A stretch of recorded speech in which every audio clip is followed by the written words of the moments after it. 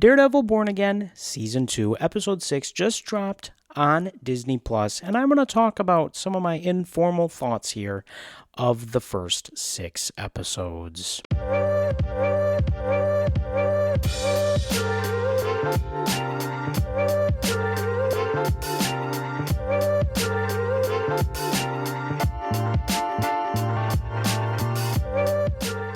Hello everyone and welcome back to the channel. Of course, since these episodes get released so late in the evening, it's kind of hard to write a formal script for these, so we're flying off the cuff here, so bear with me.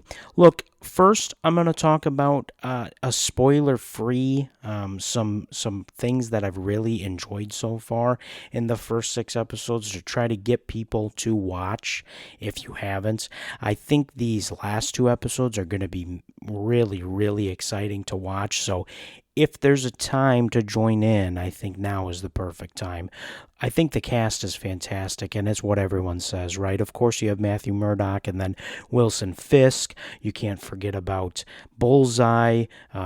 You've got Matthew Lillard in this, right? I always forget what his character's name is, but, that's just the base. And then you go at every level, and there is fantastic acting and cast direction in this show. As far as the script, I think the script is pretty good.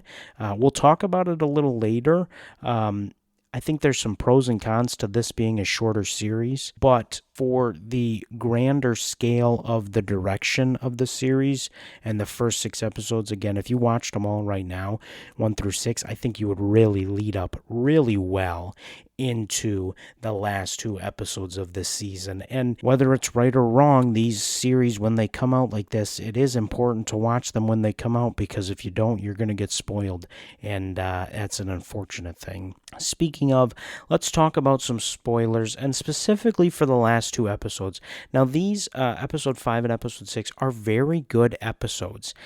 As someone who admittedly didn't really love the original show, I liked it, but I didn't love it. Episode 5 was good, but not great for me. I enjoyed it, but it was one of those episodes where it was like, okay, I wish I would have had another episode to go to after that.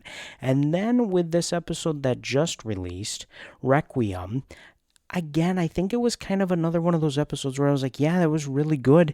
And it felt like we were finally hitting a groove. And then all of a sudden, we're not anymore. We got to go to the next episode. That isn't there yet. I think one of the things that has been difficult for me with this show is we've really built up to this war between Wilson Fisk and Matt Murdock.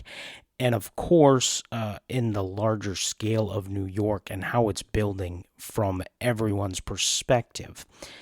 But yet, it feels like we've been building for quite a while. I think that's also the nature of releasing the episodes weekly, which isn't a bad thing.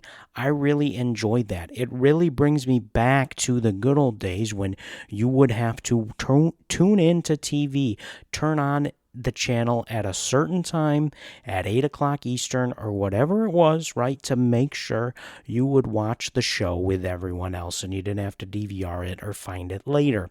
It brings that back with these specific release times, especially later in the afternoon or the evening, unlike The Boys where it just drops and then you kind of have to watch it at some point and you don't get the feel of everyone watching it at the same time. So I do really enjoy that, but I think sometimes it kind of hurts the tension building just a little bit, because it feels like we've been building at this for a month now, which we kind of have. Of course, with this episode, we finally get some more of Jessica Jones, which was just awesome to see. Again, getting to see more of those characters, utilizing them more is great. Of course, my love is the Agents of S.H.I.E.L.D. characters. I'd love to see those get back at any point. But, any more of those Daredevil characters coming in or those Defender characters coming in, that's awesome to see. Glad to see her with her kid. I think it was, widely speculated that she would have a kid at some point, and I kind of had figured maybe we would get to see that if we got to see some of her normal life in this, and we did get to see that, so that was great to see. Of course, the leads are doing a fantastic job, but I think I call him, the discount Wilson Fisk. does a great job of building tension. You never really know which way he's going to go. And BB Urich, I think their storyline is actually working quite well. It's not them really going against each other. I mean, it is. But then even, BB seeing stuff in his childhood room that makes her go against her feelings, right, instead of ratting him out. But still, at the end of the day, they finally, he figures it out. But I think that actually works. As a Blue Bloods fan, it was great to see Linda Reagan in the show. Of course, played by Amy Carlson in this show. She plays the mother with Blake there. I would say my biggest gripe with this episode, and it's more of a broader scale thing. Let me explain it. But Karen, her disapproval of Matt and their disagreement, I think that trope of the partners in these shows, especially superhero shows, contradicting their partner, I don't enjoy it. I think it gets overused a little too much, especially in television. And yes, I'm thinking specifically of Felicity Smoke and Iris West Allen. I don't think it's as severe as that. I'm not even saying her argument is wrong. Some of those times in those Arrowverse shows, Iris or Felicity would argue for something, and it just absolutely made no sense. I think Karen's argument is right, but as someone watching the show, it's like, we know Matt is not going to change on that. With that said, for these last two episodes, if you've listened to the actors, Charlie Cox or Vincent D'Onofrio, talking about these final two episodes specifically, they say it's going to blow your mind. So what do I think if I'm going to rank what could happen over these final two episodes? If we're talking about Matt Murdock dying, that is very low on the totem pole, though, there. I think it is non-existent.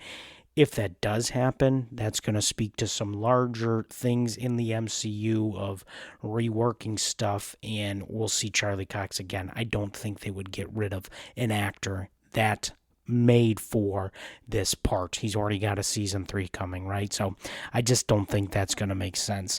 Now, what about killing of Wilson Fisk? Again, a fantastic actor for the role. This is one where I actually, it might have a little bit of traction. I could see something where maybe he's not dead, but the last scene or the last couple scenes, it's a big fight, and it really hints at him being in trouble, him almost dying, or maybe it's like he did die, but we come to find out later that he didn't.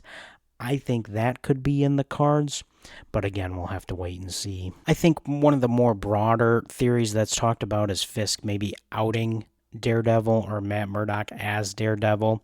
I think that could happen. I don't think I really subscribe to that one either. I don't know if it would kind of flip the story on the head like these two actors are talking about. Of course, the widely hinted at Heather Glenn as Muse 2.0. That's a whole nother video that I could kind of talk about how her character really seems underused for this second season, and I think that is the drawback, as I talked about a little earlier, about the season being so short, right? Only 8 episodes. You really can't fit all that in there. So when she does get some screen time, I, at least as an audience member, I'm like, gosh, it frustrates me because it's like I would like to see more of her character, but I know we have such little limited time anyway that she's kind of taking away from Matt Murdock or fill-in-the-blank characters that I want to see more of anyway, right? And that's the big argument for these shorter-run TV shows is,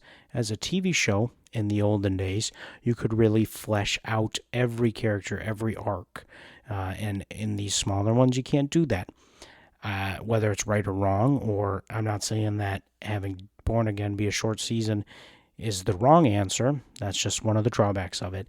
The other one that I think could be interesting in talking about Karen, and this would maybe help me turn a little bit and be favorable to the Karen storyline, as if Karen actually legit fights someone, and I think she will, but I think it would be more don't know if the fan base would like it, and interesting maybe not be the right word, but if we get a full-on fight scene with Matt.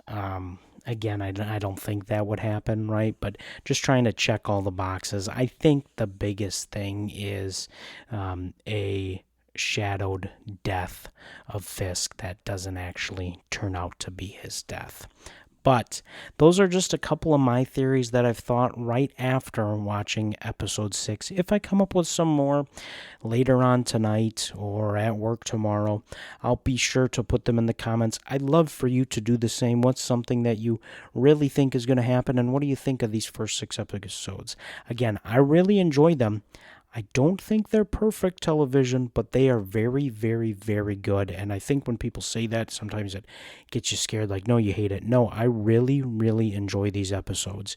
Not perfect, but I am very excited in the direction of the Marvel Cinematic Universe. And this is really pushing us and kind of, swinging big. And I really do enjoy it. But that'll kind of do it for this ramble. This ramble's been a lot longer than I thought it was going to go, but if you have watched and enjoyed this episode, don't forget to like, comment, subscribe, and of course, we are trying to hit our goal of 1,000 subscribers before the release of Avengers Doomsday. We're cleaning some things up on this channel. We're going to make sure we are uploading 3 episodes a week, maybe 4 if we can get there, but getting back on track and trying to get this thing to our goal by Doomsday. Again, we thank you for watching today's episode, and now that you've got some time, you can go refill that popcorn bucket.